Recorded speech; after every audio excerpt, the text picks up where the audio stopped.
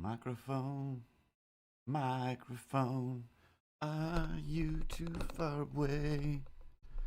Microphone, microphone, it's not your fault. I pushed you away 'cause you were in my face. But now I need you to say your thing. I forgot to get something to drink.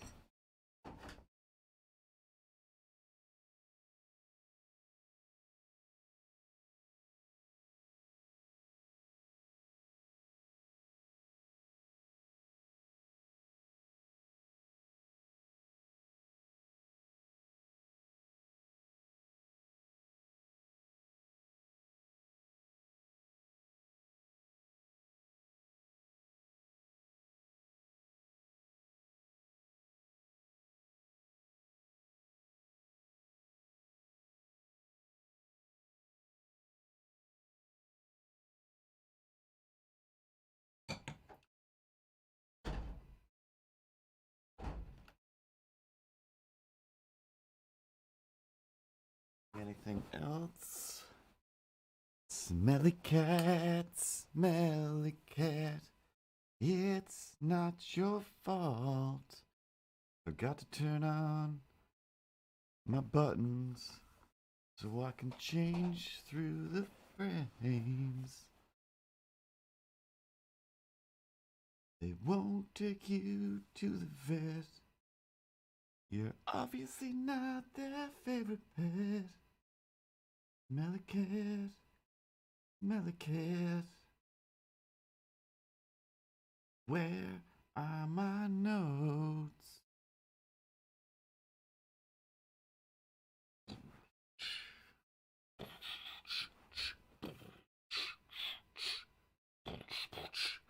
All right. Pen, microphone. Oh, I feel like I'm forgetting something, but I don't care. But I don't care.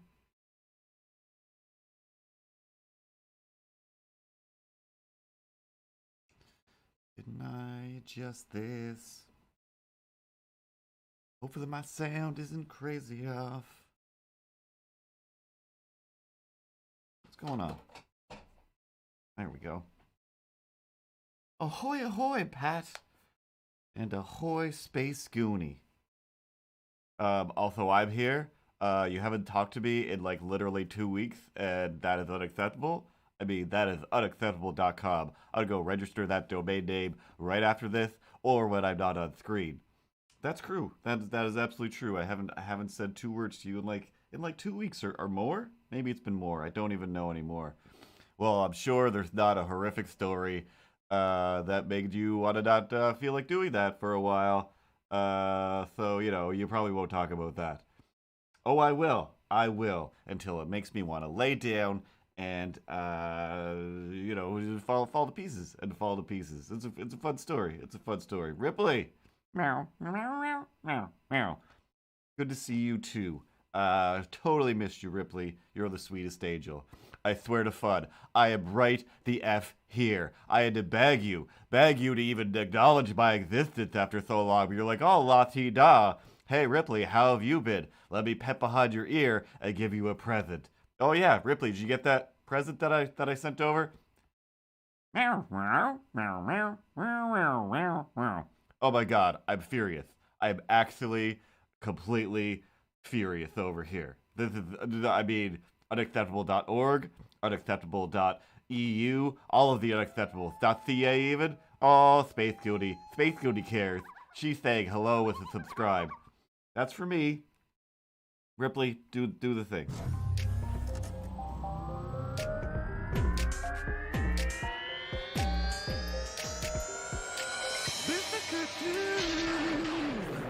Lightning.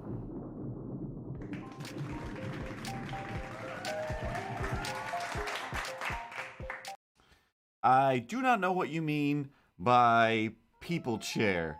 Pat Brew subscribes to you. Pat Brew 101. That's one minus from 102. That rhyme doesn't work. Scooby Doo. I did get a chair. I did get a chair. I am crazy confused. I don't want to talk about anything else now. Um, why why both of you called it a people chair? A people chair?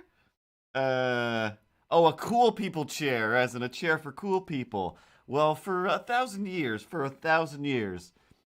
Are you seriously going to talk about a chair right now when we're supposed to talk about why I didn't exist for a little while? Yes, I am. These gamer chairs. Every time I go new chair shopping, every few years or so, I'm like, I don't like these. I don't like these gamer chairs. And then I sit in them, and 50% that I sit in are just like, this is the worst thing in the world. This is some sort of knockoff chair that's not meant to be sat in. And other times I'm just like, oh, sweet damn it. Is this perfect? Is this exactly what I need? Because my last chair I got explicitly, Laser Sharks, what it do? I got because it was like, all right, I'm going to get a really good comfy chair this time. I was don't. And I'm like, I think, I don't know if I waited for like Boxing Day or whatever reason it was. It was just like, hey, it's our big chair sale. Come get a chair. So I went down and was like, all right, I'm going to get one of these expensive chairs for, a quarter of the price because of the big chair sale or Boxing Day or whatever stupid reason. And, and yeah, exactly. Like they're at the grocery store. They're at the pawn shop just around the corner here. Because at a certain point, I believe, as near as I can tell, these chairs have entered the realms of kind of the print to sell business model, i.e., like these shirts here that I make. This is the classic. I'm gonna go chase waterfalls, and the other person's like, no. Um, and and yeah, so I think a lot of places are selling those chairs now, or these chairs now with their own whatever printed on it. So there's always one that's like, oh, this feels like I'm supposed to be sitting this way, and then there's other ones that just feel like, oh, this isn't right, this isn't right, and I'm not getting this.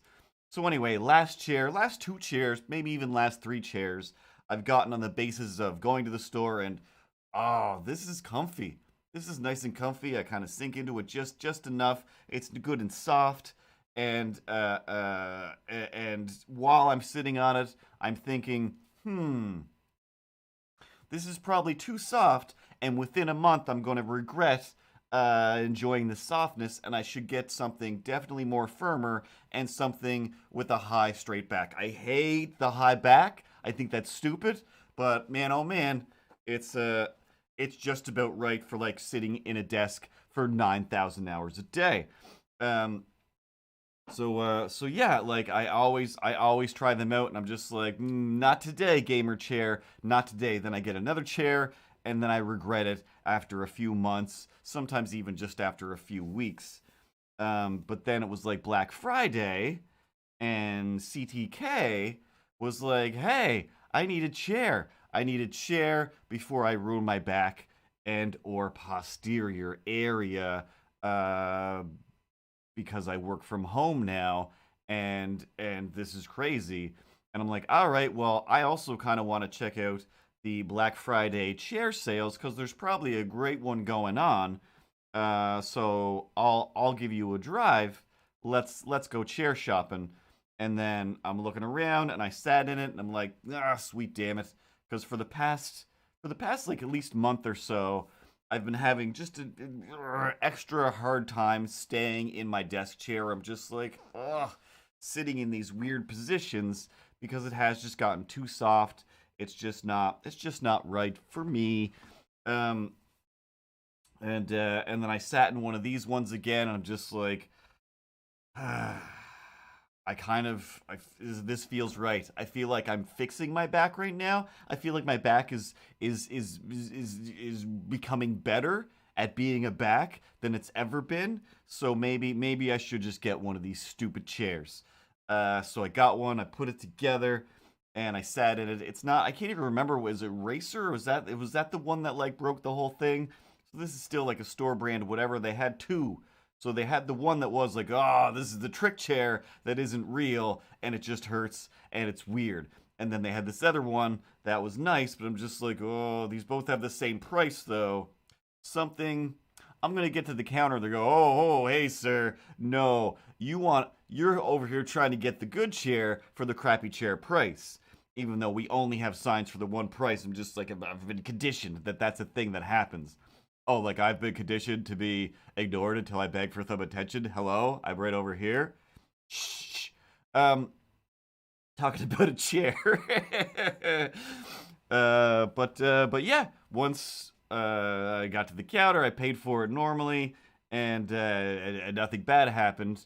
And then instead of CTK buying a chair, it's just like, hey, if you want this, if I buy a chair today, you can just have mine, and you don't have to buy a chair. So there you go. Like it's still an expensive ass chair, but I have had it for a while, and it's mostly because of the way I sit. And this one does because of the high back, because of these wings that I also don't like, but they all force me to sit better as a person. Boring. Now tell the horrific story that's probably traumatic. In a lifeboat designed for 10, anything that's systematic. Also, yes, I did feel bad because it is like, hey, CTK. One, you can have this chair. Two, yep, it's filled with years of my farts, and also, you're gonna have to carry it home yourself. Good luck with that. Sorry, I'd like to be a better person. Also, when I buy my chair, do me a quick fave. Do me a quick fave and pick it up, bring it to the counter, and help me unload it from the car. But mostly, can you take most of the weight, please, and or thank you, because of the other story. What's that other story, Pat? Yeah, that's right. I plugged in the other camera. Why? So you can kind of see Ted in the background, because we also had some fun with Ted this week. I should have loaded up some of the pictures that I made, but they were all on my phone, and my phone is currently semi stuck to my drawing tablet, so I can easily go through my buttons without it bouncing around. This is great behind the scenes details. But Avocado Shakes sent me a post that's just like, check it out. Apparently, Ted's out there just being a corporate spokesperson without even my knowledge. And it was just like a TikTok video of some other cat that looked just like Ted, but he had this little tie on, and he's just like rubbing his little tie. While the owner is just like, do you like your tie? And he's just like rubbing his tie. And I'm just like, this is the greatest thing I've ever seen. Oh no, he's not in this room. But that bear puppet that I make stuff with sometimes, just scroll down through my Instagram. Always wrong hand. At Mr. Cartoons on Instagram.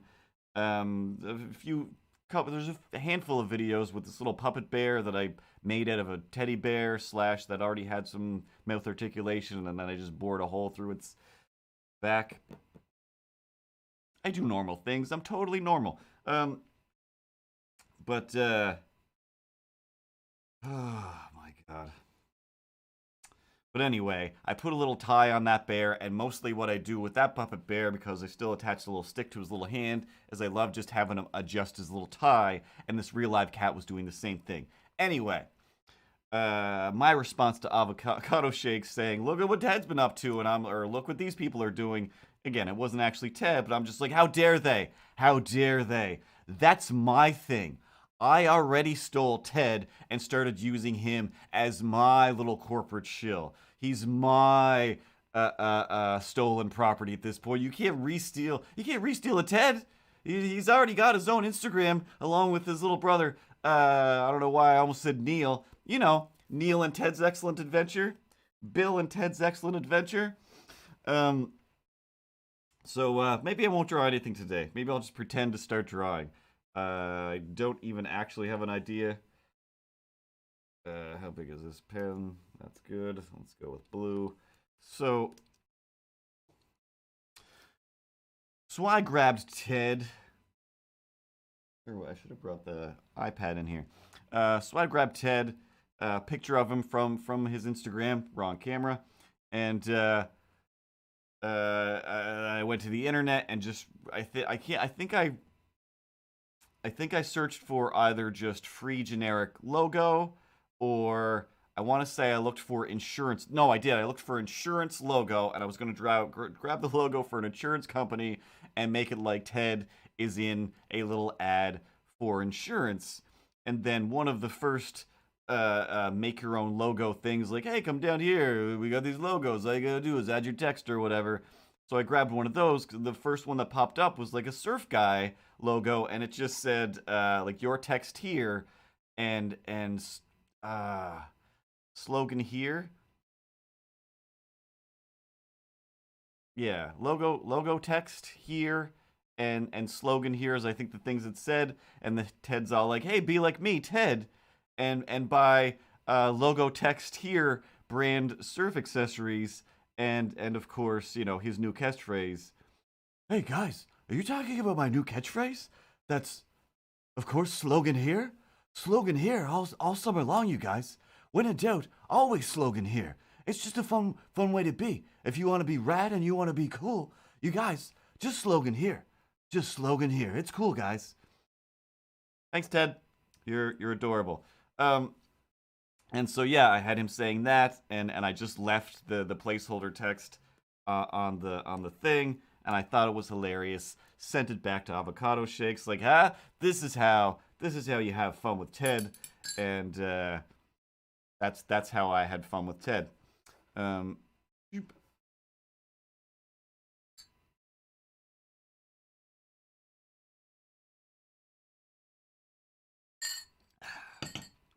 So anyway, that's not the traumatizing story of the week.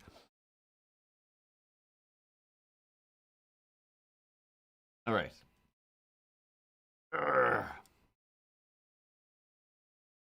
We'll talk about. I watched Squid Game. We're gonna talk about Squid Game. Saw some maniacs in the world. Got to talk about them. But first and foremost, I did do a stream, whatever it was, 2 weeks ago. During that stream, I very much wanted to scream, "Oh my god! Oh my god! Oh my god!" I think I might have anyway, and not explained it, but just like, hey, by the way, I'm in excruciating pain. All right, talk to you later on. So, you know how there's always the wonderful meme that everyone loves, that is like, hey, this is me carrying my groceries in from the car normally as we normally do, and it's like one person holding like 75 bags of groceries, and or hey, I guess I'll just bring my laundry in. Yeah, it's like 4 or 5 loads of laundry, but I'll stack it all up in separate baskets, and I'm going to carry it all in at the same time up some relentlessly steep stairs. So when you add those two, when you Voltron those two giant lions together on a Friday evening, through let's say Saturday, you're like, oh, I probably shouldn't have done that. Probably shouldn't have done that. Feeling pretty sore. I think I might have pulled some muscles. I definitely haven't been doing any exercise in the last while, and then just suddenly lifting everything that I need to lift all at one time was probably not a good idea. But I don't really feel like I'm dying, so that's fine. And then another day passes, and I'm just like, I still hurt. I still hurt a lot. What's going on over here? Are my muscles swelling? Am I dying? I'm gonna take an ibuprofen.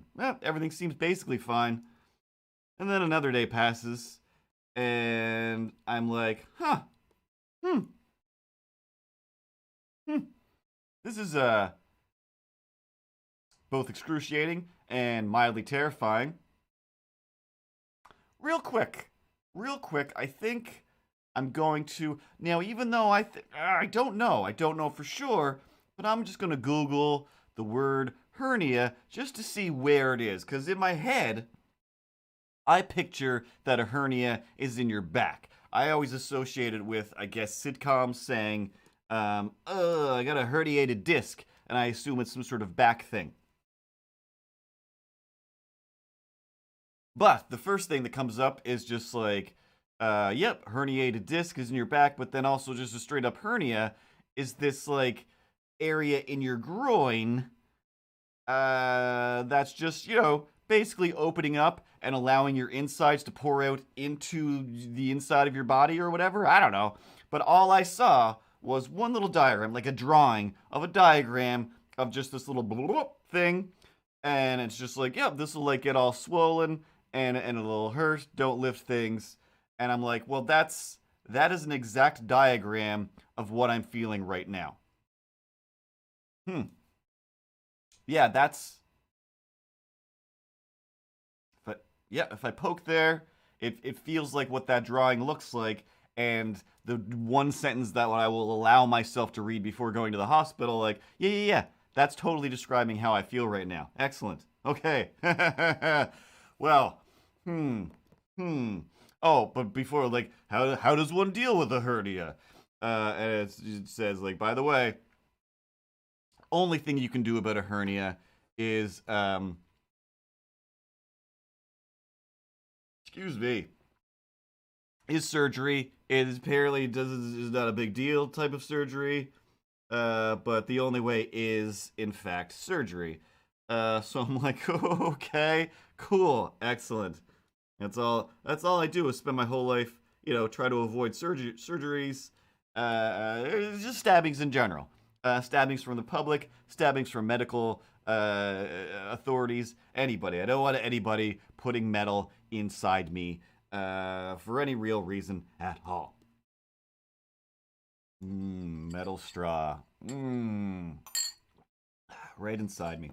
So I'm like, all right, okay, cool. All right, okay.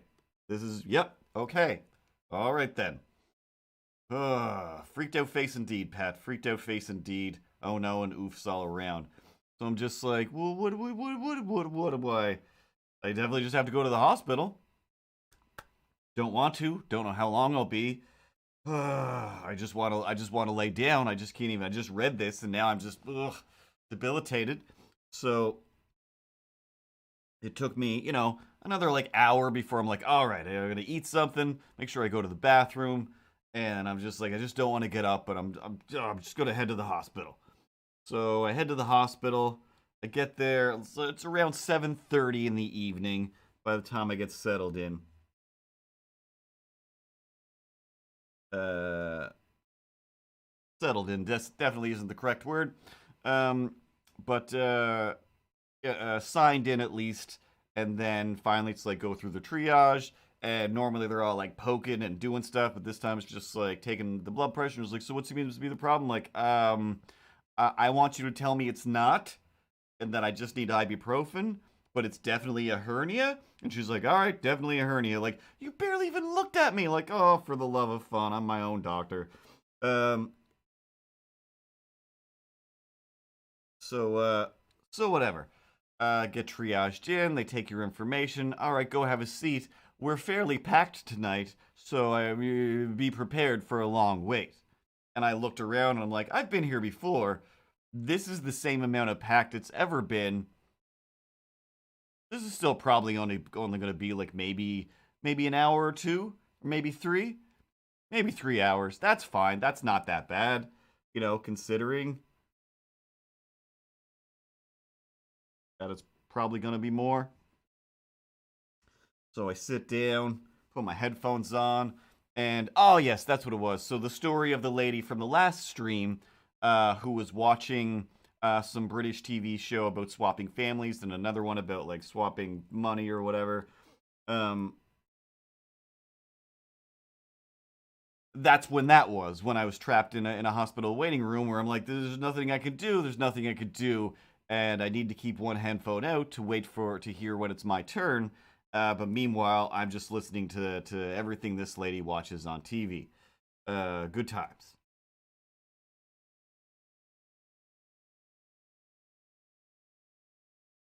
So while I'm there, the fun part is, I guess I'm gonna try my best to kind of like basically fall asleep in this hospital chair.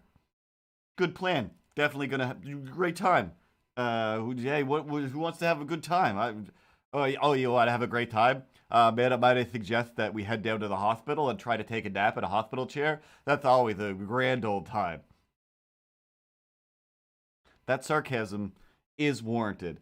Um, because that's a dumb way to try and spend time having fun. So whilst I'm there, there's a handful of people. They're all having a rough go. Uh, I'm definitely not going to be the person that's like, I deserve to go next. Even though whatever's going to happen to me, it's going to be, odds are they're going to say, yep, you have a hernia. We're going to make you an appointment to get the surgery. And that will happen, I don't know, in the next 2 to 6 months. Who knows? The medical system's out of control right now, because people refuse to get vaccinated. And my mom had to switch her hairdresser because her hairdresser's response to "Are you vaccinated?" is "I don't have to tell you that."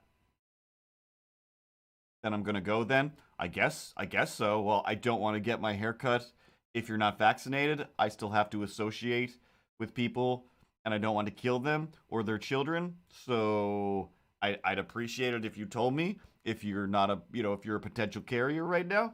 No, I don't have to tell you. All right, cool. Good day. Good day, lady. Good day. So, whilst waiting in the waiting room, there's a dude and a girl, and there's something familiar about them, and I just couldn't quite figure it out. And they're both getting mildly belligerent about how long they've been waiting there. And I'm like, I can see that, but still, you can clearly see that there's like some old ladies, there's some other injured kids, everybody here is just waiting and feeling terrible. Like, if anything, I look like I feel fine because I just sat in the least painful position I could come up with. I was just trying to listen to music.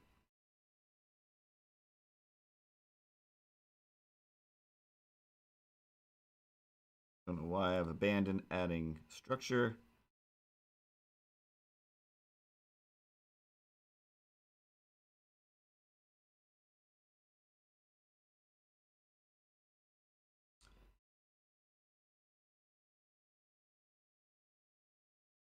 Yeah. So at a certain point, actually pretty much right away, dude clearly has some sort of wound of some kind, and he occasionally kind of gets up and is just like irritated by the whole situation. And I'm like, all right, he's gonna be one of those people.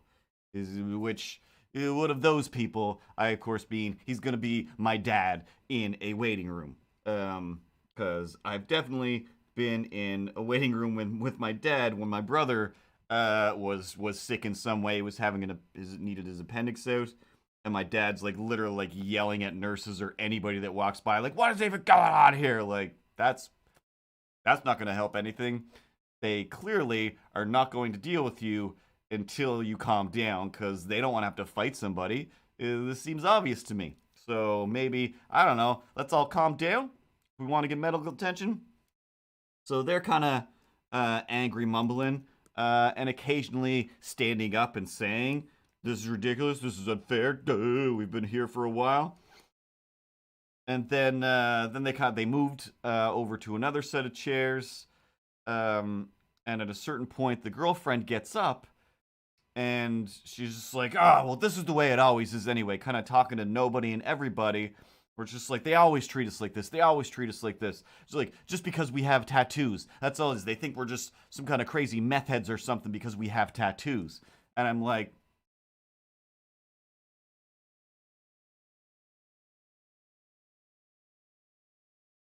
the gif of the lady like thinking or the guy thinking, and there's all the equations in front of them. And I'm like, two things are happening right here. One, everybody here, everybody who has ever, not that I've gone to the hospital 1,000 times, but every time I've been here, every single person except for like the two old men that old doctors that have been there, but it's usually semi younger ish people. Everybody working at the hospital always has tattoos on their hands, on their arms, on their neck, visible tattoos. So it's just like, that's not an argument here. It's not 1989 anymore. So many people have tattoos, and it doesn't really take away from their. Oh, super, super true, Laser Shark, super true. Um, which is my other realization, because she gets up, and I'm just like, all I can think of is like, I'm thinking that they're waiting for you guys to stop being so confrontational before they really help you, because it's hard to help people when they're being confrontational. So after a certain point, I realized, like, one, Laser Shark style, these two, like, this type of, these people are here every time I've ever been at the hospital. Like, every single time there is this situation. And then I put two and two more together, and then we got, I don't know, eight, I guess. And that's when I realized, not only is this type of couple and or person here every time somebody goes to the emergency room, every time I have personally come to this emergency room, not this emergency, this is my office room. Every time I've gone to the emergency room here in town, it has been them. Like, the girlfriend is the thing that just clued me in. That it's like, wait, she has been here sometimes, but he has always been here. Every time I've been here, he has been here. And I'm always like, oh, there's always this, like, hey, I'm like a guy who just does stuff that gets me hurt. And I'm just always, drunkenly trying to do construction type work, I guess. And I'm always like, have half a finger cut off, or a piece of like metal embedded in my face, or I fell off of something I shouldn't have been on, and something is broken. And I'm like, you're not like the people who do. You're that guy. You're that guy. It's like, not only your voice and then some of the things that you said, but what put it even more together was the girlfriend. Once she started yelling a little bit, I was like, a Unix system. I know this. And I just had a full-on flashback to, that's the roofer guy that would hang outside this window right here. Behind this curtain is a window, and then off that window is the roof to the apartment below me. And they, like, for any, most of the day, they'd just be hunkered down right there, right in my window, having their weird loud conversations. And that guy specifically, most of his were, I managed to drink this much, and I fell off this thing. I was gonna fight this guy, and then this thing. Oh my god, yeah, of course I'm gonna get super high up in this roof. Like, oh my god, like, I think there's like a 60% chance this guy's gonna die near my window, or possibly splattered adjacent to my car. So it's just like, I realized, oh, I didn't quite put that together, because for a while when they were doing work on the roof, there would be an SUV parked down in the parking lot with a lady in it, and she would occasionally scream things up at the people, and I'm just like, this is the worst. Is this a supervisor? Is this a supervisor? This is the worst way to supervise anything. And I know, because I am feeling like I am being supervised for a job that I am not doing. Like, I really feel like I should go out there and do something and help, because they're just being yelled at by this lady. And eventually she's just like, well, I gotta go see Susan or whatever. Well, all right, go see Susan. Like, all right, well, I'll go. It's like, well, I need stuff out of my car. Like, I'll be back later. Like, and he's just like, I can't believe that. She drove out with some of my tools were in there. And it's like, oh, yes, well, of course, you can't drive a car. You clearly have too many DUIs. You won't be able to get a license for another 15 years, I'm sure.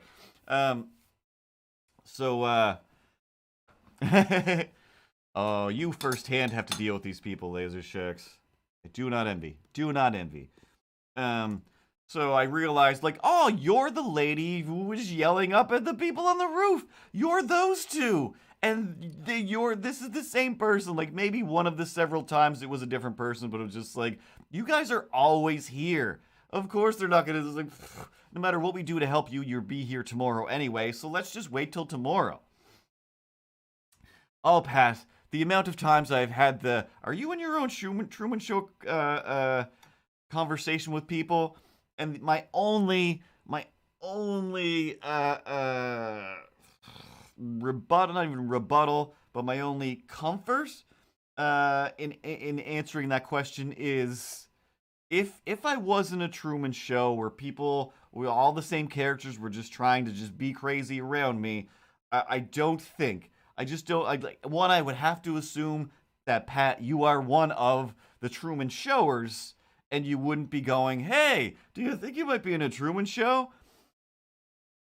But that's what you would do if you watch a reality show. Somebody will be like, hey, well, imagine if this was, this was actually just an escape room. Oh, it can't be.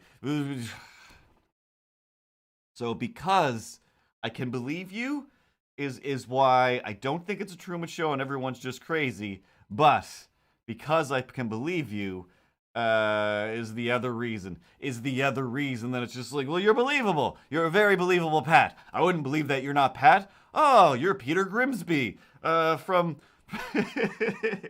from not Montreal or not Quebec at all. Oh, man.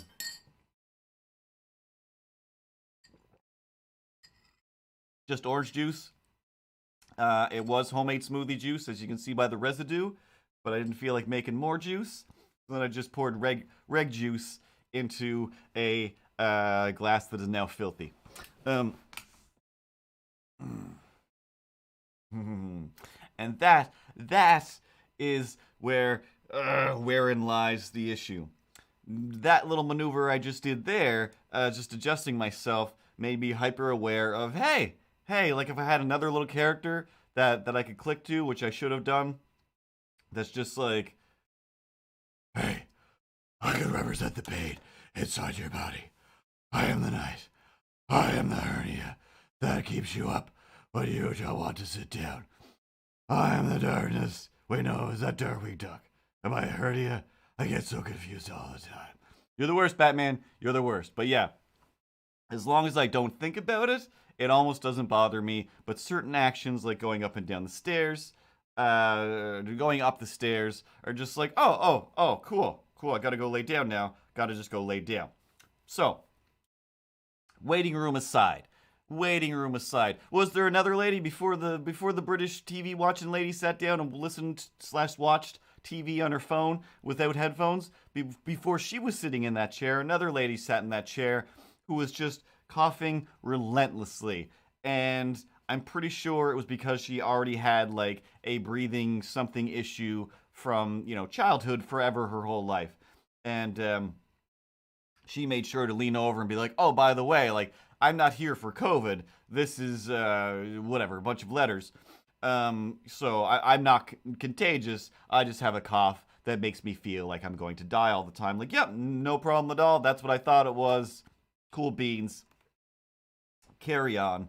I'm just going to sit here and try to doodle in my sketchbook until somebody says, oh, that's a very nice sketchbook drawing. Why do you do that? And I'm like, it's how I pay my bills. I'm like, oh, that's nice. And then I'm like, all right, cool. So waiting and waiting and waiting and waiting and waiting and waiting and waiting and waiting and waiting and waiting and waiting and waiting and waiting and waiting and waiting and waiting. Hey, what's going on in this camera? Was I waiting? Sure was. And I waited some more. How long did you wait? I'm tired of this suspense. So I got there, it's around 7:30, or fully checked in, it was, 7:30-ish, and at p.m., and then at almost exactly, just before 5 o'clock a.m., they were like, Curtis? Could Mr. Cartoons come in here and get poked? Like, yeah. Actually, no, it wasn't almost 5. It was like, almost 4 a.m. That's what it was, and I was just like, I can't look at the time anymore. I just can't look at the time anymore. I'm gonna go insane.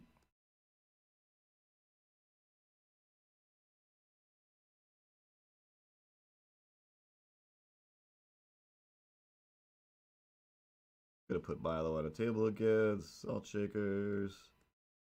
Avocado Shakes his napkin holder. Um.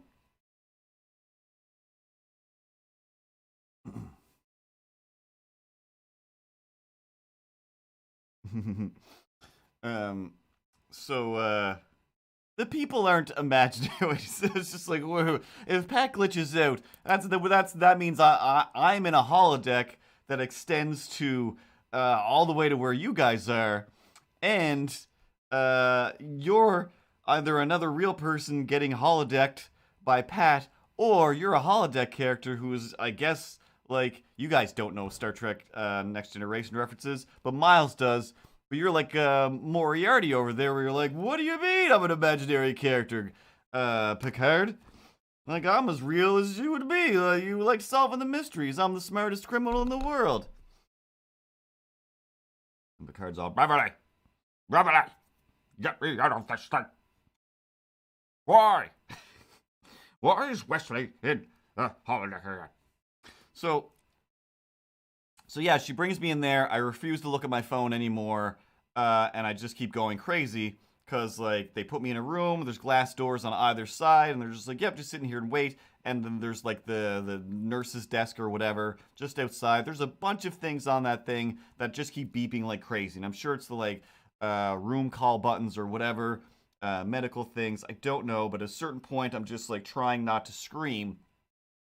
Excuse me, stop. Just stop. Like, I can't take these piercing noises.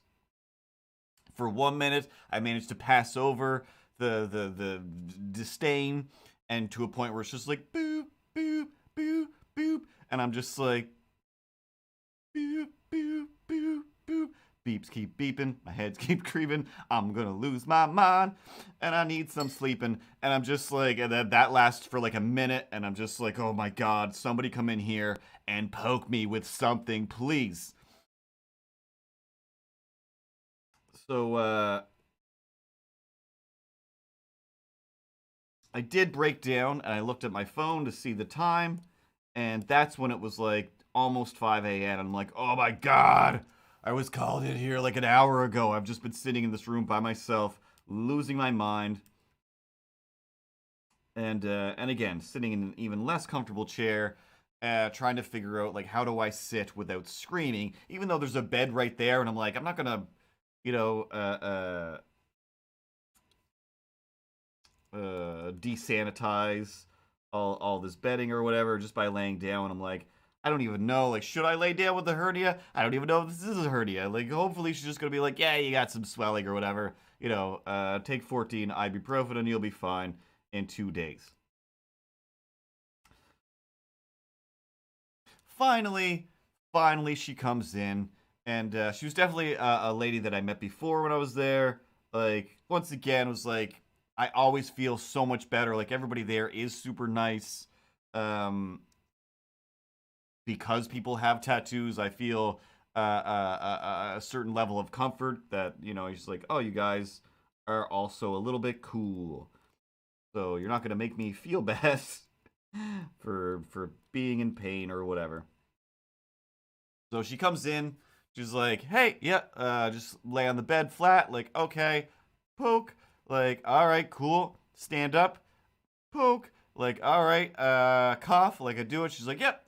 She just makes a few little notes and ticks. She's like, yeah, you got a little bit of a hernia there or whatever. Like a little bit of a hernia. Like, I guess that's the best way to put it. I don't think there's, you know, too much of a sliding scale. And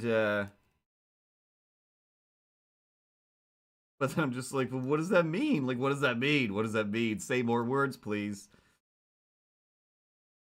So she's like, yeah. So of course that'll take a surgery. It's just electoral no, elliptical surgery, no. Ah, you know? Do you have any idea? Do I have any idea what kind of surgery it is? Something with an E. It's definitely right. Electoral, they are closest to it, but I know that that is not the word. Something about. Nope. I don't know. Um, But whatever. It's just uh whatever, day surgery. Um, it's not cosmetic, but either elective. There we go, elective. That still sounds electoral. I'm not. I'm gonna say I'm not too far off. You freaking robots. So so that kind of comforted me. Definitely comforted me. I didn't feel I didn't feel like I was gonna die. Like, all right, this isn't gonna be too bad. So that took literally like 6 minutes. And the only real thing I was like, so like, what do I do? So what do I do? And she said, she's like, oh yeah, yeah. She's like, you'll be fine. You'll be fine.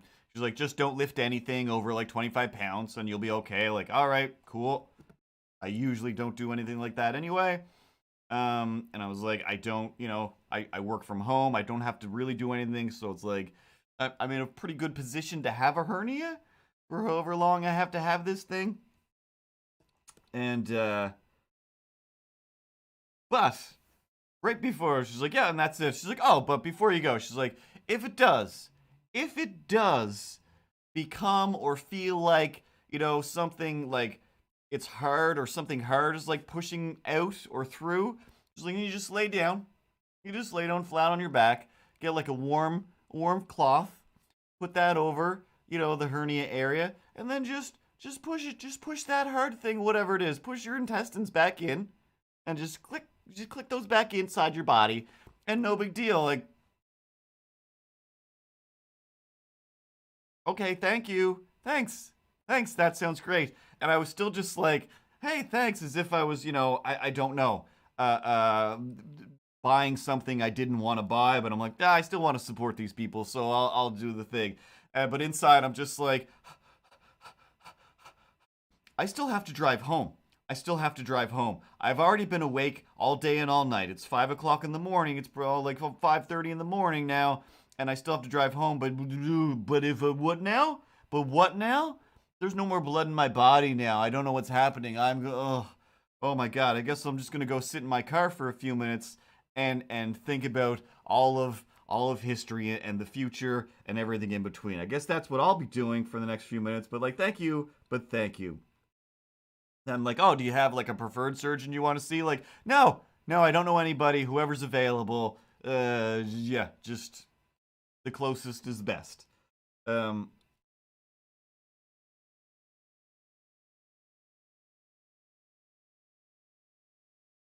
so I sit in the car for a few minutes. And I'm like, all right, I'm fine. I'm fine. When I came in, the parking obstructor was up, and I think there was some kind of sign that was just like, "Yep, come on in, enjoy some parking. It's cool. It's COVID times. We're giving people a break over here. Park at the parking lot. Go get healed up, and then drive away, as if parking, shouldn't cost $1,000." Uh, so I was like, "All right, well, that's pretty good." Get in the car. Go back home, and then the bar is down, I'm just like, oh, I guess we've started the new day, and now I'm in a new jurisdiction, but I don't have a thing because the bar was up. It wasn't giving out tickets. So I'm like, now I have to. Oh, I don't want to walk again. I don't want to do anything again. I just want to pull the chair lever and just lay back in the chair and just go to sleep here. So I go back into the hospital. I'm like, hey, when I came in, there was no bar, and now there's a bar, and I'd like to go home now. Can I go home now, please? And they were like, yep. Just press like the help buzzer button on the whatever the parking blocking thing, and just tell them what your problem is, and they'll let you go. Like, okay, definitely don't want to have to explain anything else to anybody right now. I just want to go home. Try to go to sleep for, I don't know, 25 minutes. Get up, log into work so I can tell them, hey guys, I've been awake all night and in pain, so I won't be working today. Thank you. Talk to you later. Um,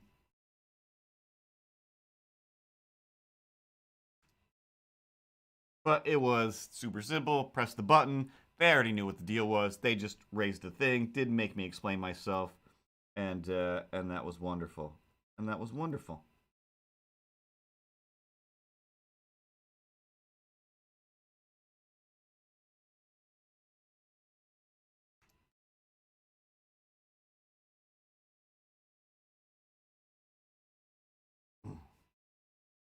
So even though it's really not the worst, it's not the worst. I felt pretty good. I'm gonna feel pretty good. But then, when you bring it up to anybody, everybody has a hernia, or has had one. I don't know. So, oh, as long as it was only for a second. Um, so uh,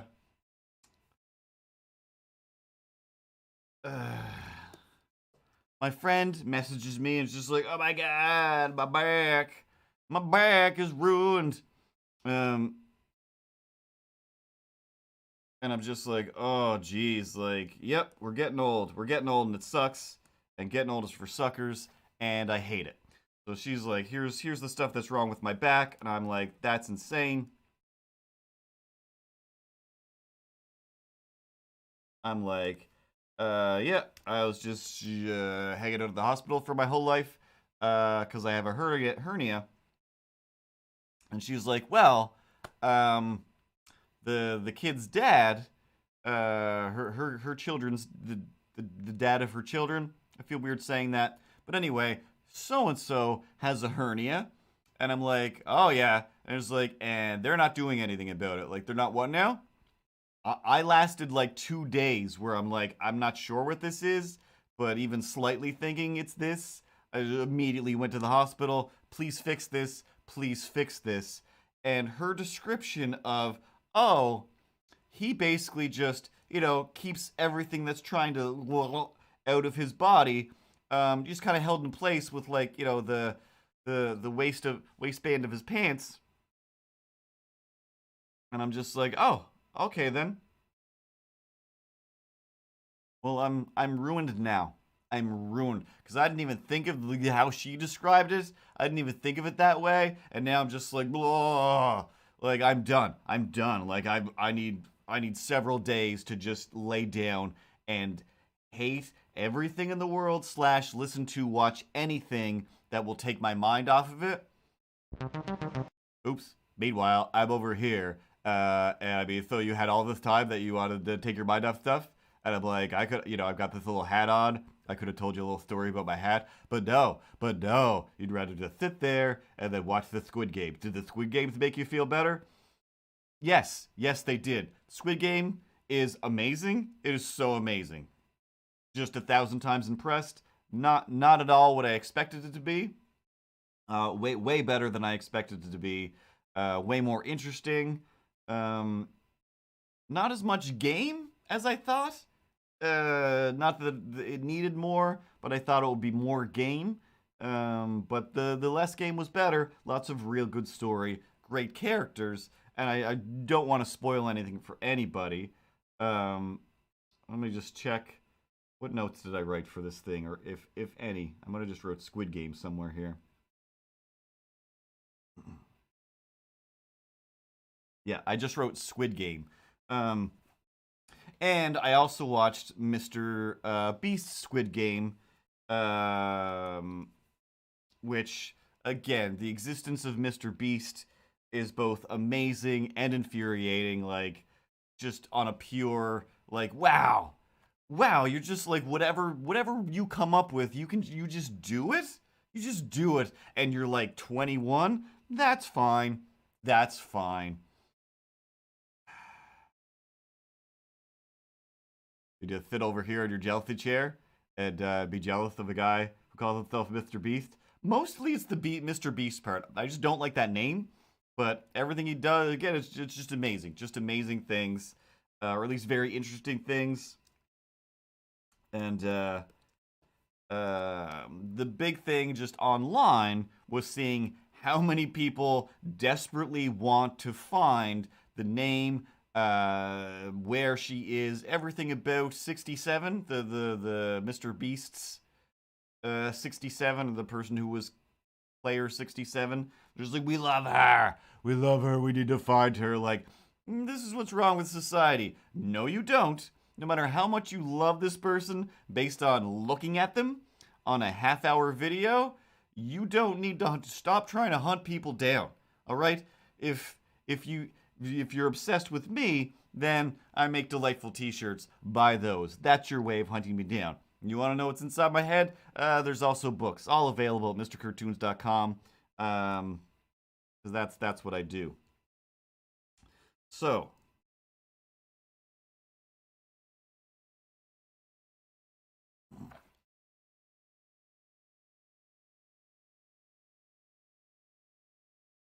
every few years, they're always rebooting a Sam and Max game. I never played a Sam and Max game. They're still too story book-ish and or RPG, finding all of put like escape room type things, and I don't have the capacity for that. But oh man, was that ever one of my favorite cartoons when it was on. If they rebooted that with those same voices and the same timing, it'd be so great. So great. Yeah, all of the Sam and Max reboots have been game based for the most part.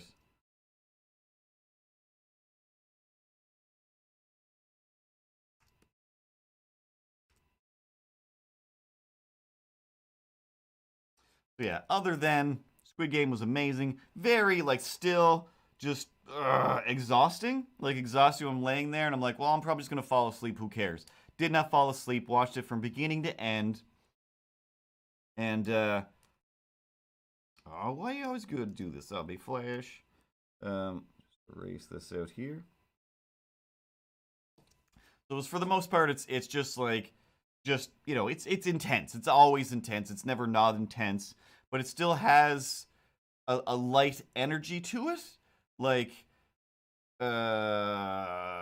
Life is Beautiful. Like that movie is amazing. It's still hilarious and just so endearing, even though it's just like, this is atrocious. Like, this is the Holocaust. This is a dad trying his best to help his son. Yeah, there's just one kid trying to help his kid, basically enjoy the internment camp, and then the kid did because it didn't know any better, and it's just like, oh my god, this is heartbreaking. But still, it's just like, Roberto Benigni. I was gonna say Benicio del Toro. But just the delightfulness of now that I've said Benicio del Toro, I've just wiped the other name out of my head. But yeah, the delightfulness that is Roberto Benigni. In horrible times. So all of these characters, even in the worst situations, are still like, wow, I still believe in some stuff here. Like, this is still just amazing. But without spoiling anything, if you've watched it, then you're like, oh, I know what you're talking about. And if you haven't, you'll be like, I don't know what you're talking about yet. But once they finally got to playing marbles, it was just like, I can't stop watching this show, and I desperately want, I don't want to watch anymore. Oh my god, this is so sad. This is so, it's just, excuse me, there's just enough characters that are like, oh, any heartstring, any just mental fears you have, any delight you have, it's playing on all of them. Like the bad guys, they're playing marbles, and you're just like, oh, I don't care which one of these guys dies, so everyone wins no matter what, even though odds are it's going to be the worst guy will survive through some whatever, and then it's just like, oh my god, the old man, oh, the old man. So, yeah, when I got to the marble part, I specifically, yeah, let's hide the ears. Sent a message to Tim that I'm just like, oh, I'm watching Squid Game now. I was like, the marbles, oh, I can't stop watching, but oh my god, the marbles. And then Tim's response was, I haven't watched the Squid Game yet. I'm watching this other show. And I'm like, ah, I can't handle another show after this. Ugh. This is going to take me weeks to be able to watch another TV show. It's strictly going to be QI and more Taskmasters for a while.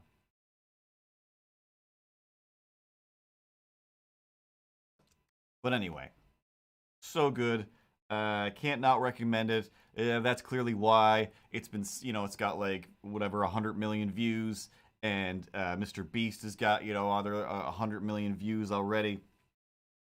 Because it is just it's a powerful idea, and the fact that it is like, it seems like, oh, you're forced to do this, and they give them a chance. Like, you're not forced to do this. Like, we'll do it. And it's just like, yep, that's how society works. This isn't that out of the ordinary, based on all of the history of time. And the other thing I watched was part 2 of He-Man. Oh my god. Oh my god. It was definitely a little sillier, a little more fun, and also a little more dark and violent than part 1. And like I said before, I didn't hate part 1. I still loved it. It irked me that it was just like, you put the main parts of the story I want to watch at the very beginning and very end. Can I see the rest now? And the answer was yes. Part 2 is all of the He-Man stuff you want, and it's so good. Oh my god, it's so good. Now, it's already memeing all over the place, but I didn't realize that the new He-Man series had come on Netflix yet. I thought it wasn't going to be on till the next day or later that day. I just had no idea. I was just laying there staring at the ceiling in pain, and then Tim sent me a picture of his TV that was with the captions on.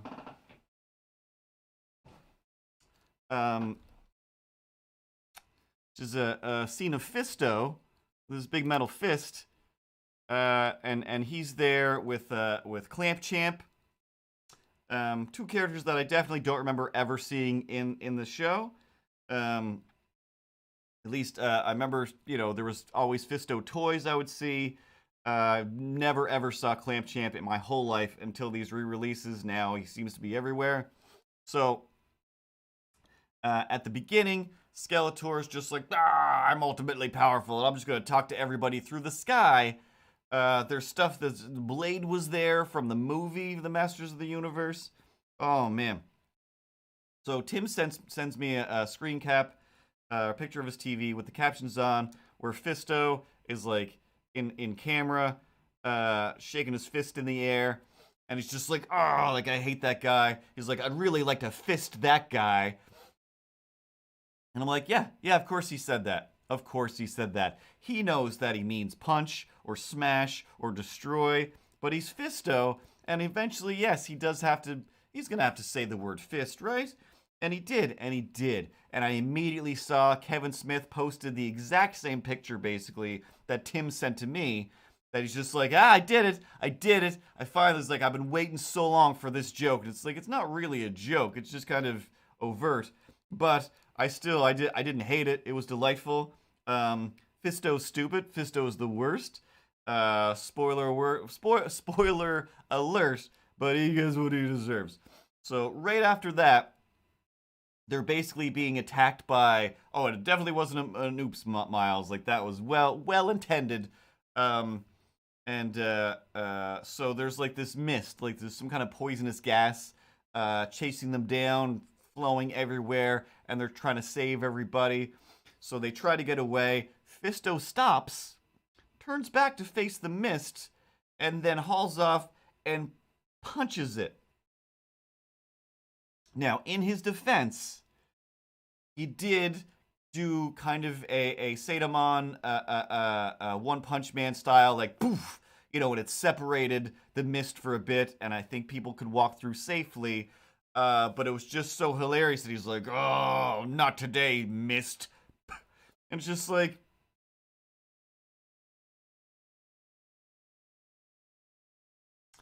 yeah, I've been an angry child, coming home from a hard day of school. I'm like, why does everything suck? Why is everybody a jerk? It's too windy out. And then you're just like, stupid wind, get away from me. And you try for just a second in your stupid little kid brain to just punch the wind away because you're 7.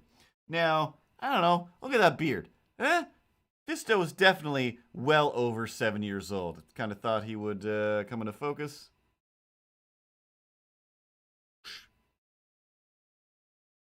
Totally moot now, it doesn't matter. So, Fisto was delightfully stupid. The rest of the story was awesome.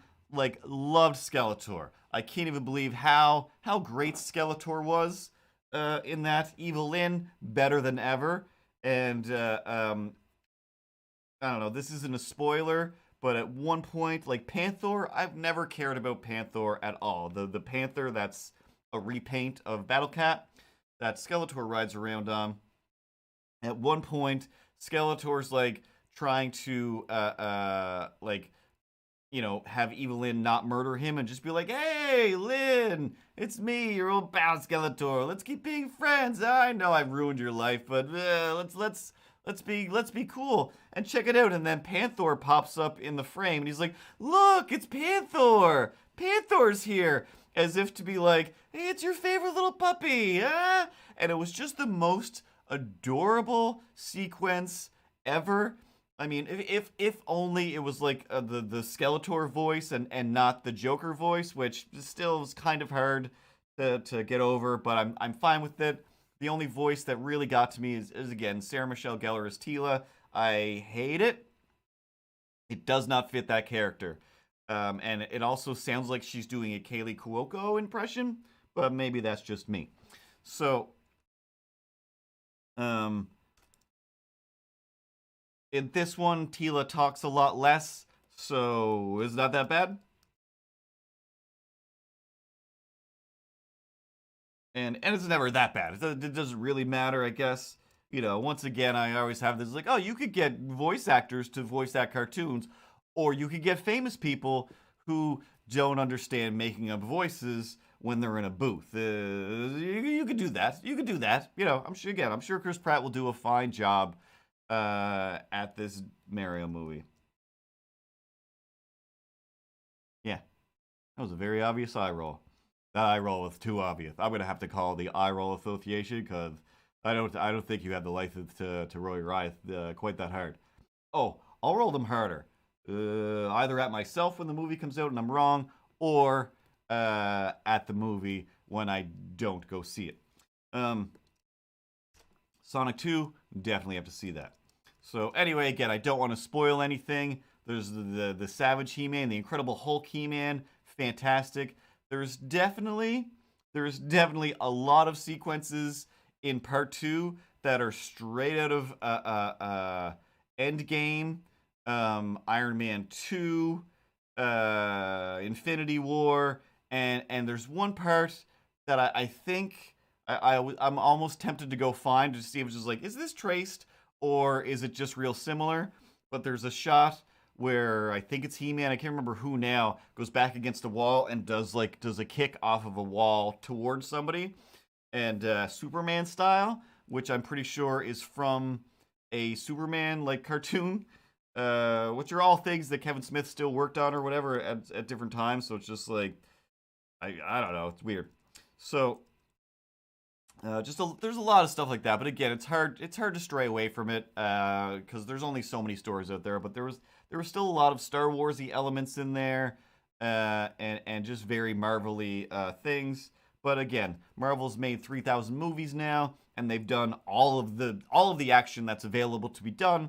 So at a certain point, you're gonna run out of stuff.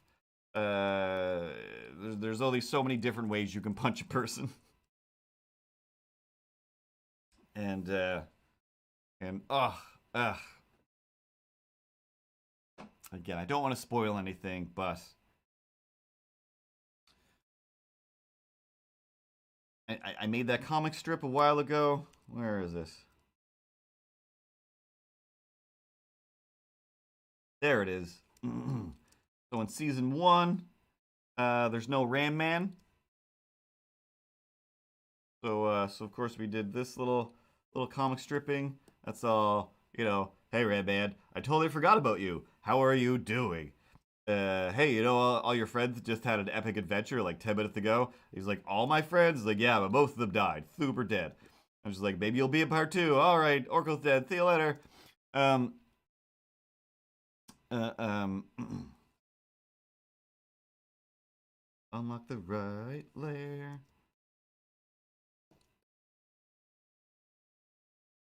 So Ram Man does show up, and again, it's a very Incredible Hulk moment, but it's like my favorite Incredible Hulk moment from the comic book that they used in two separate movies, and then they kind of did it with Ram Man, where it was like, what's even going on here? And I was just like, this is the best. This is the best. And I think I was drawing at that point, so I wasn't even really paying attention for a minute, and I'm just like, oh, back to paying attention. So Ram Man showing up again. Not that I cared about him as a kid, other than he's got a spring in him. So that's just interesting. Like, as a kid, I always wanted the figures that had some sort of gimmick to them. And now all I want is the figures that are just the base figures that just have.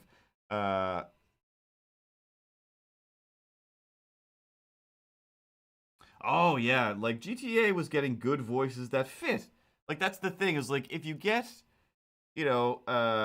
people like or you have a game, let's say like San Andreas, like Grand Theft Auto, and then you get voices that are already in like mobstery type things, like a Ray Liotta or whatever. And same with in San Andreas, where there is like a Samuel L. Jackson, there is a Chris Penn, and these voices that are recognizable, but they still fit within this world, within this story, and that's perfect. As opposed to again, hey, we have this 3 foot tall Italian plumber guy who has adventures in another world where he's not the plumbing is not an issue. Don't bring up the plumbing. We don't need the plumbing. We already made a plumbing movie, and until the day he died, Bob Hoskins still claims it was the worst thing in his life. Like while he was dying, like oh, I'm dying over here. Mario Brothers is still the worst thing I ever did. Him and Jog Leguizamo drunk from beginning to end, and everybody there not knowing or caring what's going on. Um, Meanwhile, Ben Schwartz, best Sonic voice ever.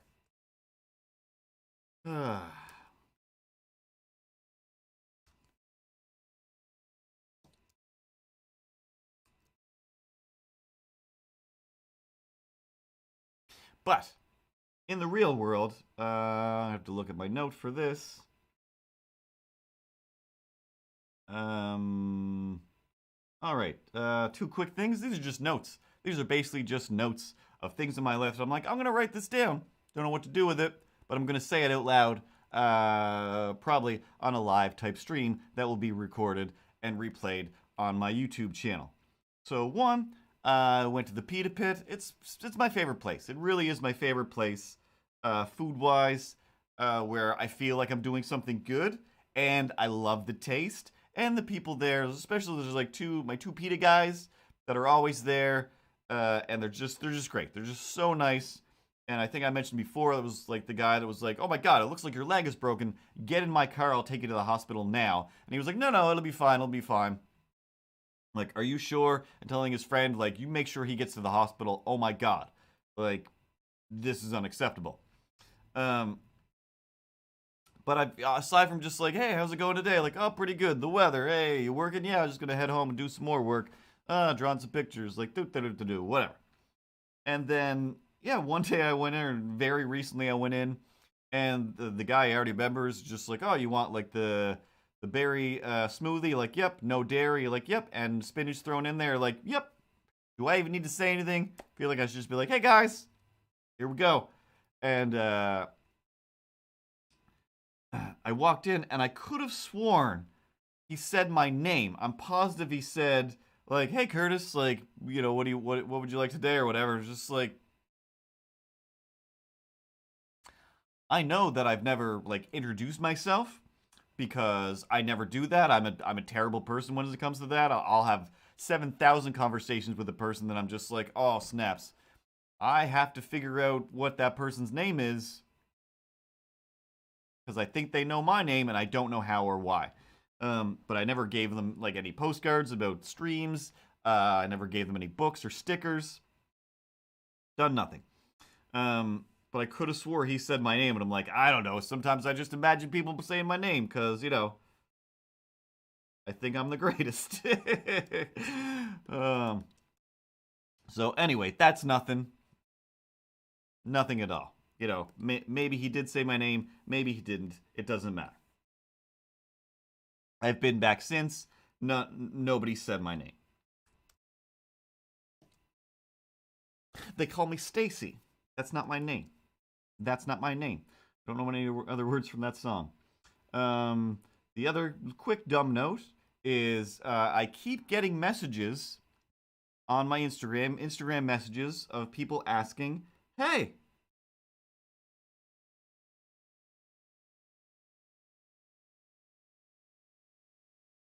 you should send pictures of your dog over, and your dog will probably make a good spokesperson for this dog stuff. We have all this dog stuff. Why don't you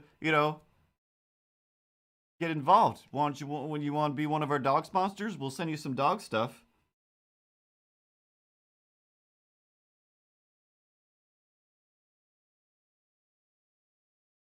Meow? Excuse me? Meow? What, are they not looking at the Instagram? I mean, you hashtag cats on pretty much everything. Like, yeah, on like everything. I haven't posted a picture of a dog in 1,000 years. Um, I think even most of the pictures of the dog that I did have are on mostly on an old account anyway, that I don't use. But yeah, it's like twice a week now at least. Just like, yeah, by the way, would you like to do some dog sponsoring?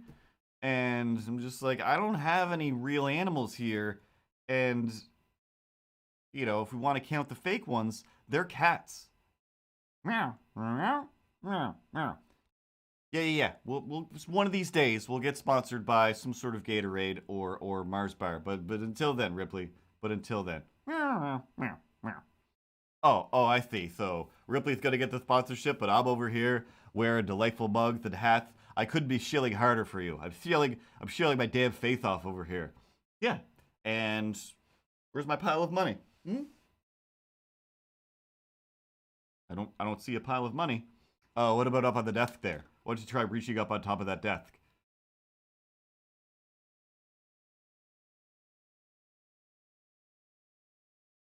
I mean, yeah, there's this pile of money, but it's oh, these are hundreds too. I forgot. Yeah, I got a stack of just tons of $100 bills here.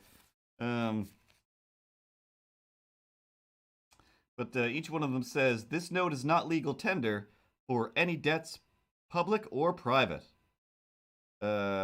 Series 2005. Jonathan G. Doe, Jonathan L. Doe, secretary. I don't think John Doe is the secretary of anything. And there's that White House on the other side. I don't remember what I do. I used to have a bigger stack of this. I think it's back at the house actually, but Mike White, who I talk about all the time, one day his wife, girlfriend, got him as a gift just a giant stack of fake money, or just like ordered it somewhere.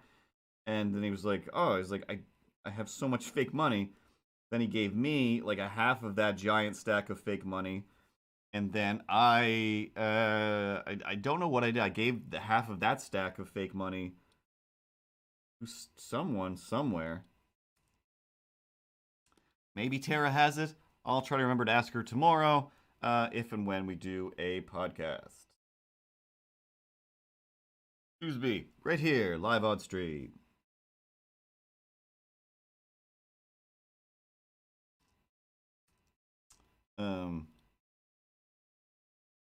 What was I talking about? Sponsorship? Stack some money? Oh, yes, the notes. The notes from the crazy people.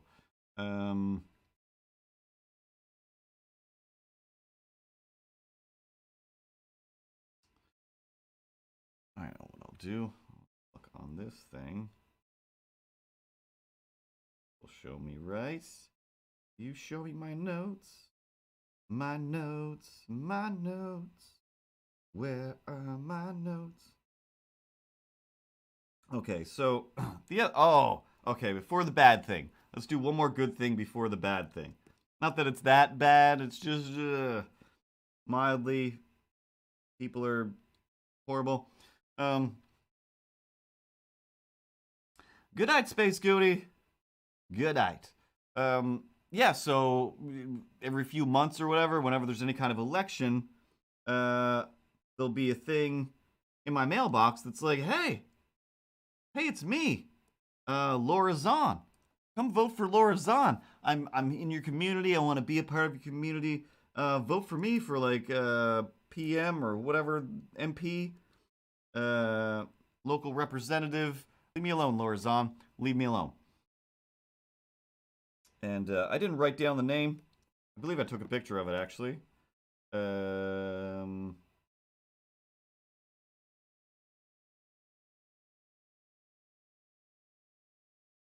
Nope. So anyway, something Zahn, I'm pretty sure is her name. She lives somewhere around here, I'm sure. And she was apparently not only a local representative here in Truro, but she was the voice of Rogue in the 1997 X-Men cartoon that I watched as religiously as I could. Where I learned about Captain Marvel. The only thing I really knew about Captain Marvel was from that show, and they're rebooting, they're continuing the X-Men series from '97, and I guess she's gonna do the voice again, and I'm just like, what is going on? I'm like, kind of like, hey, excuse me, lady who asks for votes. Maybe I'll vote for you at some point. I forget which party you're with. But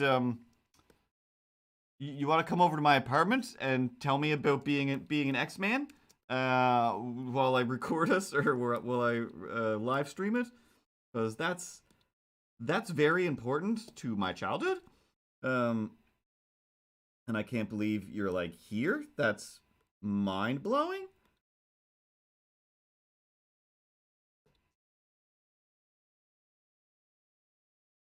I thought that was just a delightful, crazy piece of information. Now, to get crazy. Oh, and she was also on Reboot as well as Mouse. I don't at all remember Mouse as a character.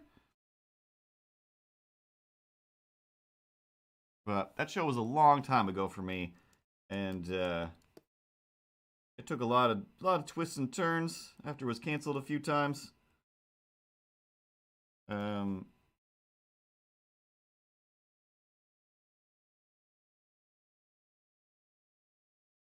whenever I think of Mouse, I just keep thinking of Matrix characters.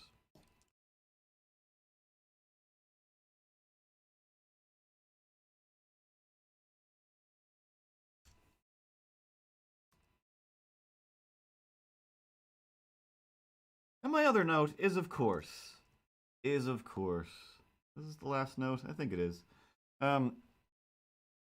As per usual, every week or so, just about every week or so, we've got to have some sort of, let's call it fun with racism? Fun with racism. Or the nonsense that is racists.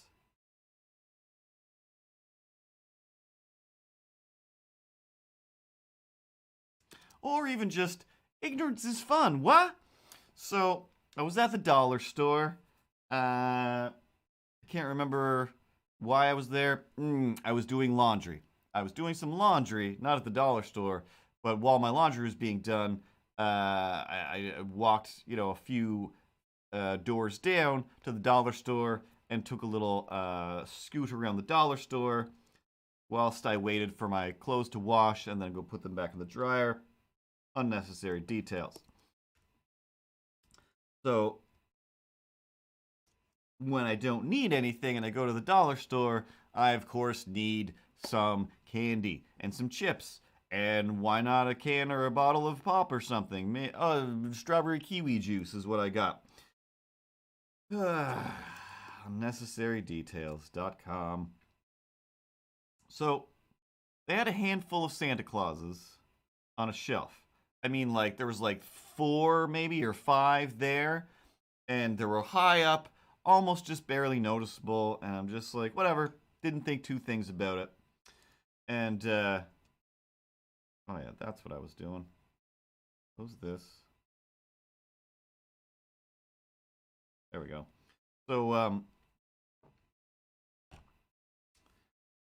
I have my handful of stuff, and I'm waiting in line, 6 feet away from the next person who just finished paying and was walking out, and then people that worked there decided to have a conversation that kind of kept me from approaching, so I just kind of held back, where I'm like, well, I'm not going to walk in between your work conversation, but also definitely don't have this conversation in front of people.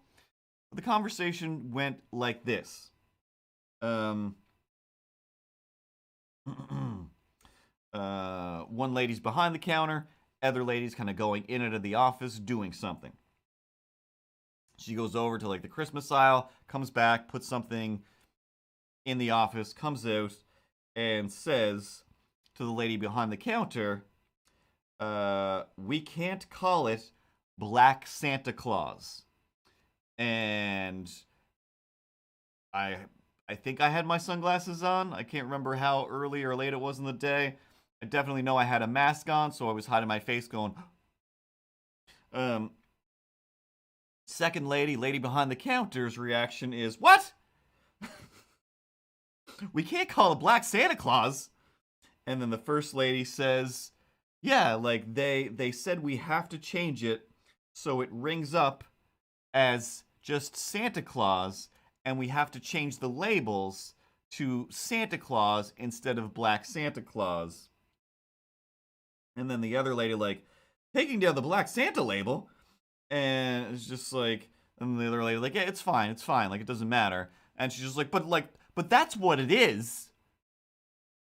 Is it? And, while I exploded inside my head for a minute and did everything that I could to not say, excuse me, but might I inquire that if you have a white Santa Claus up on that shelf, would you label that White Santa Claus? Do you call Santa Claus White Santa Claus every day? No. If you meet your friend, Craig, you don't meet your friend Craig, you meet somebody new and their name is Craig and they're white, do you immediately call them White Craig? Because I don't know that I might meet a Craig that's not white, so you have to be White Craig because you're white. But no is the answer, of course. Therefore, why do you feel the need to specify that this Santa Claus is black? Santa Claus is Santa Claus. No matter, it just doesn't matter. It doesn't matter? It doesn't matter. Like, regardless of what color he is, you don't need to say, oh, he's that color. That was a very 80s thing. Very 80s thing to take, especially for a celebrity, to call one celebrity like, oh, you're the, whatever, let's say, oh, you're like a black Bill Gates. You're like a white Will Smith over here. And it's just like, you can say that somebody's like somebody else without but in case you were confused. You're like the Canadian, I was going to say, like the Canadian Michael J. Fox. Michael J. Fox is Canadian. But, whatever. You're like the French Michael J. Fox. Like, if that person is French, they already know they're French. So, you don't need to specify that. or if like whatever, like 99% of the time, there is no reason to specify those things, especially when it's an imaginary character. Like, especially like I very much enjoy that when I watch stuff about comic books and they bring up Nick Fury, they just always call him Nick Fury. And if you don't know a bunch about comic books, for a long time, Nick Fury was this standard, like the way everybody was drawn in comic books, just white guy, just a white military outfit type guy, or not military, but whatever, the black spandex outfit of the Shield guys. And then eventually, they just swapped him out with a Samuel L. Jackson drawing.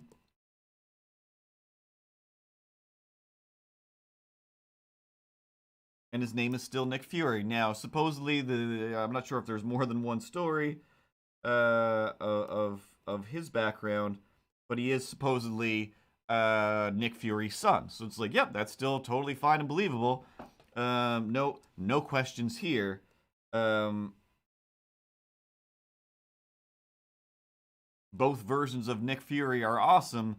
So when he comes up, it's just like, yeah, that's Nick Fury. I'm not gonna, specify anything about him because why? He's still just Nick Fury in around.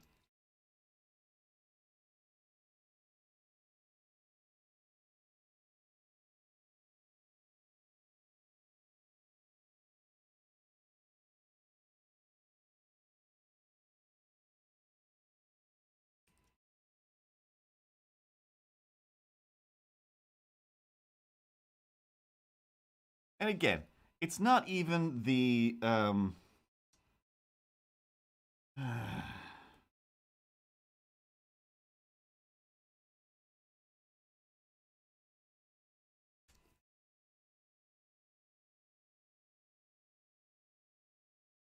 don't even know how to phrase this. It's not even so much the racism of it all, or even the pejorative nature of specifying somebody's race when it's not necessary. Like, it's not like it wasn't in a box or anything. It's not like this chair where it was like, hey, this is you can either get a blue one or a red one, and you got to look in the box somewhere to find out which one it is. That's the only time you need to specify, because other than that, you can tell by looking at it. And if you need your Santa to be a certain race, then sorry, you're a little bit racist, because it doesn't matter, it doesn't matter, it doesn't matter. He's just a magical elf that brings you stuff.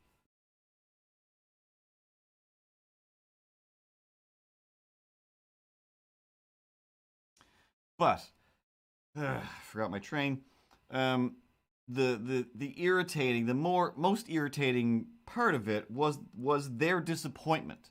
Like, the one lady was just kind of like, well, this is just, what am I trying to do here? Let's just go with,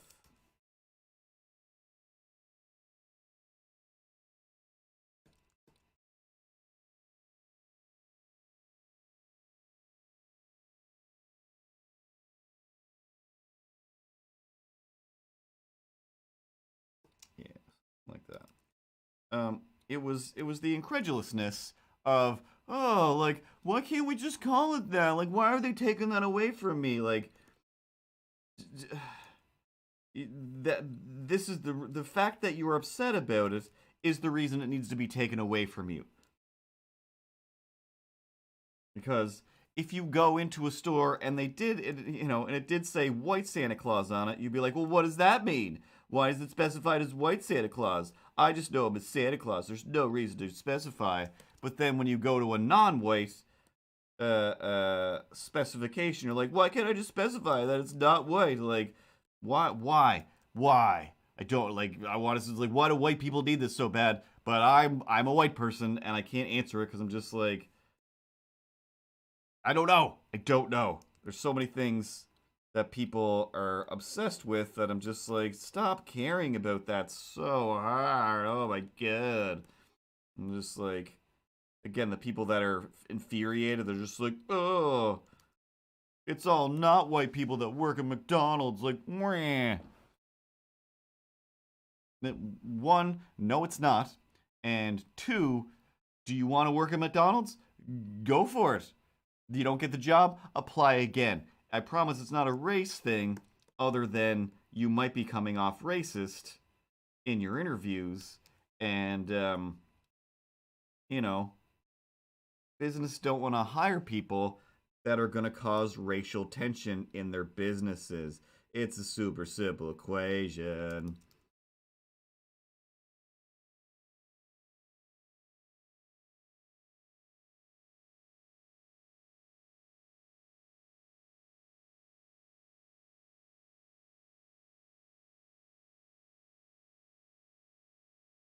But A, broke my mind. Um, exactly. Like, out of all of the things that should be labeled, white Jesus should absolutely be labeled so that when people say, why does this say white Jesus on it? It's like, because Jesus is clearly not white? That's an insane thing to think? Um,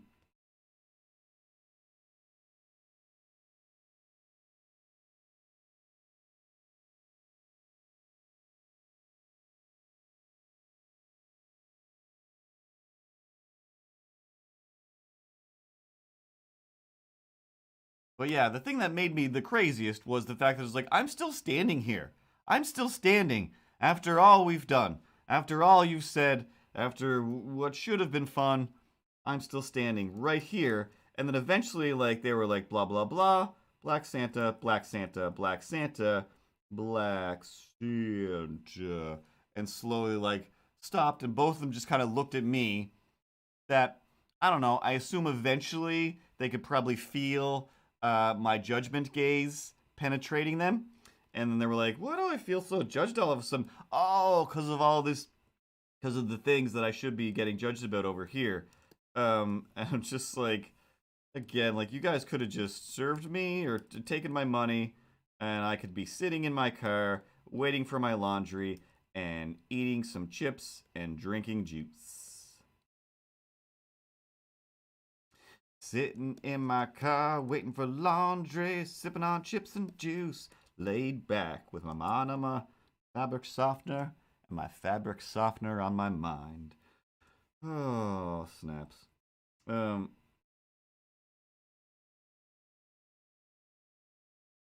but they clearly did realize there are those moments in my life where I do enjoy being the awkward catalyst, the catalyst for awkwardness that's just like, oh, jeez, somebody's looking at us. We shouldn't have been like this. Um, it probably shouldn't, but it makes me feel good. Boston makes me feel good. Um, yeah, when they sheepishly stopped having their conversation, just kind of looked away from each other, and then I stepped in like, all right then, let me pay for this and leave, and you guys can talk about hopefully how much I was judging you, because I'm going to go outside. I'm going to immediately write this down so I don't forget it, or slash I think I was writing it down as they were saying it because I'm like, whoa, is this really happening?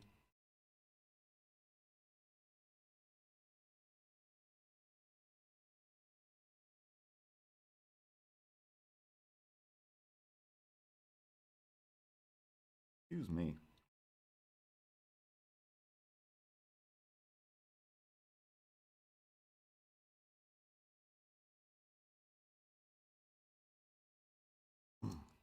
There. And in however many hours, I managed to almost draw one panel. Oh, you know what I did do today was I animated a little shark for work, and I meant to throw that on the screen while Laser Sharks was there, but maybe I'll just Instagram it tomorrow.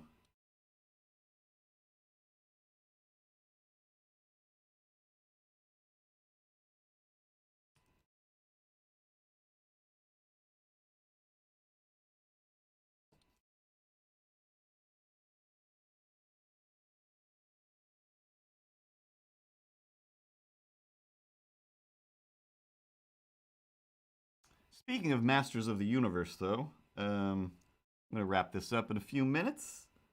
I'm gonna clean one panel, and either save the rest for next week, because I haven't really thought of the words that go with this one yet. Anyway, other than I think Milo thinks that you can just break and enter into houses if you put on a Santa outfit.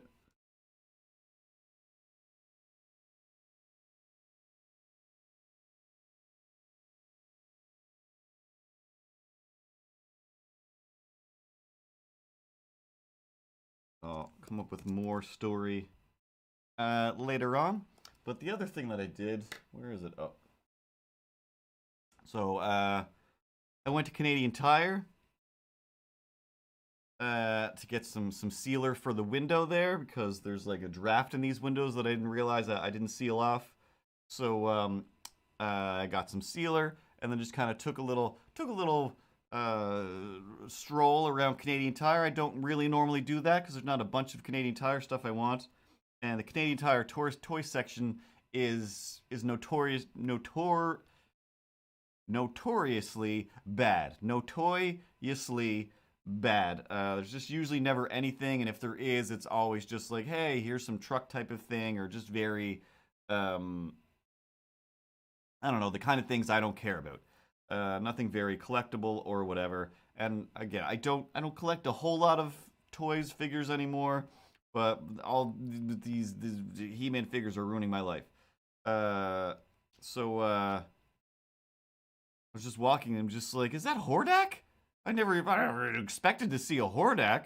And it was. And it was Hordak, but even better. I mean, not better, but like, it's not standard Hordak with like a blue body. It's like Buzzsaw Attack Hordak. So he's got, there we go, inside of his chest, there's like this buzzsaw thing. And then if I push down on his cape, it shoots a buzzsaw at you. He just has two of these buzzsaw things. And you just lodge it into his chest, and it kind of has like a pincher thing in there. And then he has this big heavy cape. So because he has this big heavy cape and the buzzsaw stuff inside him, his top is a bit heavy. Plus he's got this big old Hordak head. And his legs, like, look how easily, like, whee! His knees and his ankles and his shin spinification are just so loose and so weak that he's really not good at holding himself up. But because this is the deluxe edition Buzzsaw Hordak, he comes with two heads and an extra hand. So he's got, you know, his open hand, and then his holding stuff hand. But he's got standard, like, there we go, angry Hordak face. Kind of hard to see. There we go. He's got those red teeth. And he's got angry face, which is fine. But Hordak's happy face. Oh, the lights are just. Tilt this. Can it tilt? Turn him towards the light there. He's just got this great little happy Hordak smile, and for some reason, his little thumb up thumb just looks so much more like a great little, hey, it's me, Hordak. I enjoy things. Always Coca-Cola with Hordak. I'm just like, well, I'm definitely not leaving Canadian Tire without a Hordak. That's just not humanly possible. So I grabbed Hordak and my window sealer, and away I went. And I got home, and I don't have a giant, just a little shelf where I have these He-Man figures, and I have officially, as of Hordak is one too many figures. Like they're piled on there pretty good. Like they're all standing up and posed, but you know they're row upon row. And yeah, Hordak like just doesn't fit. Like there's no room for him on that shelf, and I'm not starting another shelf, so I don't know what to do with myself. Um, I mean, he's just on the Nintendo shelf, which has got like the PlayStation controllers charging, the Wii U box, an old style Nintendo controller for no real reason, and a copy of Mario Brothers for the original Nintendo that's stuck to the wall behind the shelf. But yeah, Hordak is officially one too many. I mean, saying that, I have another shelf in the living room that is all turtles. So I've got like all the movie turtles, Splinter, Shredder, a Foot Soldier, and then I've got the NECA comic book turtles, and that's it. But it's still just like this is too many. This is too many. But meanwhile, I'm just like I still keep strolling by the EB Games because it's the only place it's going to show up for an April. Because I'm like it's out there, and I'll definitely get it. If there's ever a Casey Jones on its own, I'll still get it. I don't need them. There's no room for them on that shelf either. But they all need to be there. Danny's the only one I have zero interest. I don't care. I don't ever want to get a Danny action figure. If one showed up, yeah, great. I will love it and cherish it forever, but I'm not going to, on my own, pay money for a Danny action figure unless I've gone months and months without buying an action figure and it's the only one that pops up somewhere, or it's like $7. The Casey Jones one, though, that's the most frustrating just because I have seen it in real life. I've had it in my hands several times, but it's always Casey Jones with Raphael, which again also tempting because it's Raphael. He's got like the coat on, and I'm like, and I think maybe the fedora, and I was like, I do want this, but I already have two Raphaels. So I'm only so psychotic, but I'm just like I can't get another Raphael just for the purposes of getting a Casey Jones, and I don't need any of these things.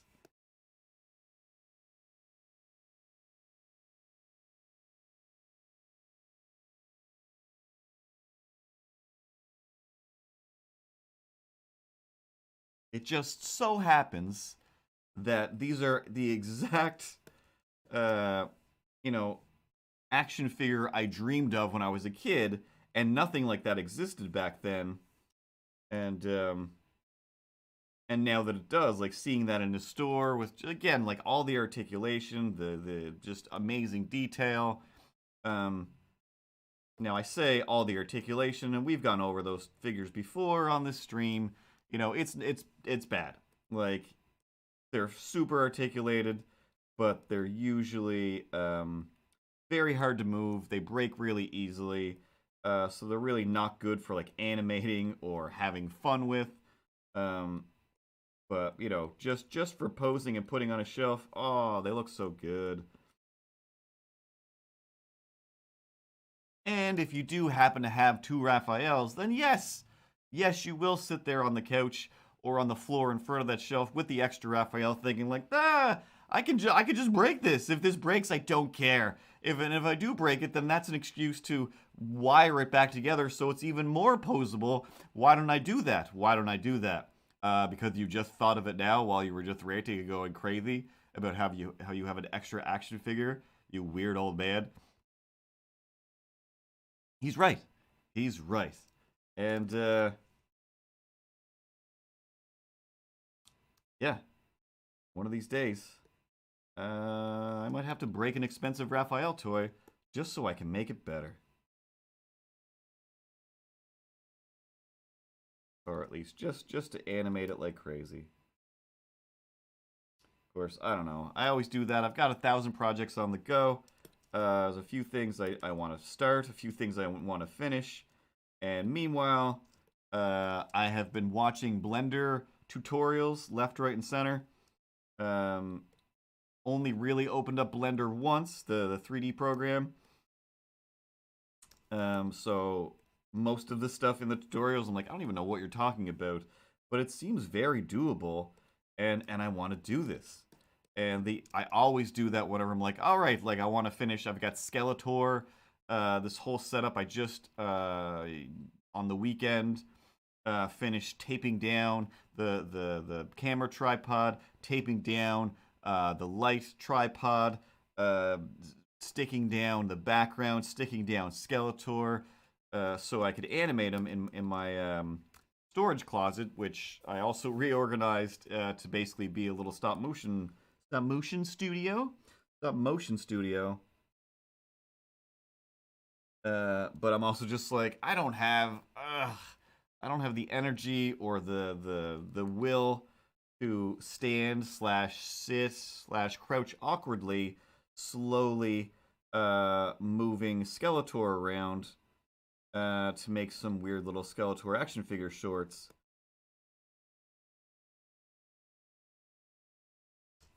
But it's all set up for that. So then I'm like, well, I don't feel like doing that now. So I'm gonna watch some Blender tutorials, and maybe I'll do that. And I started putting together another stop motion figure and making parts for him and trying to figure that out. And I'm like, I also don't want to finish that. So then I'm like, hey, you know what I should do? I'm gonna see if there's any good 8-bit or like pixel art apps put on the iPad because I don't want to mess around with that. And I would really like to just be on the couch, and that's something that I can do while just laying on the couch, and I'm just messing around. It's not a project. It's not going to become a big thing, so it's just something that I can do to keep me from fully slash overly engaging in projects that I don't really have the energy to do right now, or just don't have the I don't know, pain dampening capabilities to stand in an awkward stop motioning position for any length of time. So then, yeah, I've spent like the last couple days or last week maybe just occasionally opening up that app, and same thing. It's all on Instagram. Just having fun with making little pixel arts. And there's this program called Dotable, I think it is. I just randomly picked it. It's fine. It's fine. I don't want to say it's the worst. I don't want to say it's the best. For animating, it's definitely weird. I do have another program that I've yet to install. Did I install? No, I haven't installed, but it looks awesome to use on my computer to do like pixel stuff and to animate. So I want to give that a try, but I figure like that just for fun and around. So it makes it makes little GIFs. So I've made a few little GIFs, animated GIFs, that is.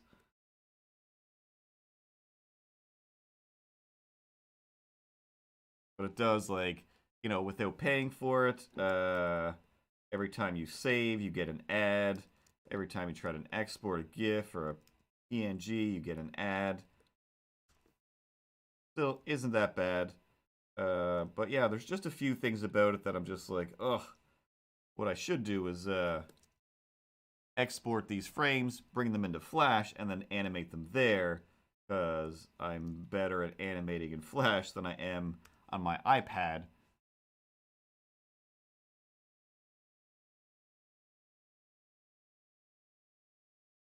Exactly, Pat. Yeah, like every other time I do some pixely stuff, it's just literally making boxes and copy and pasting them.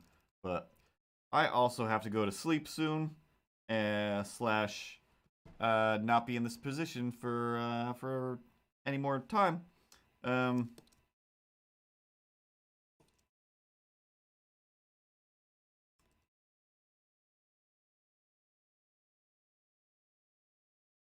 But that's some comic stripping.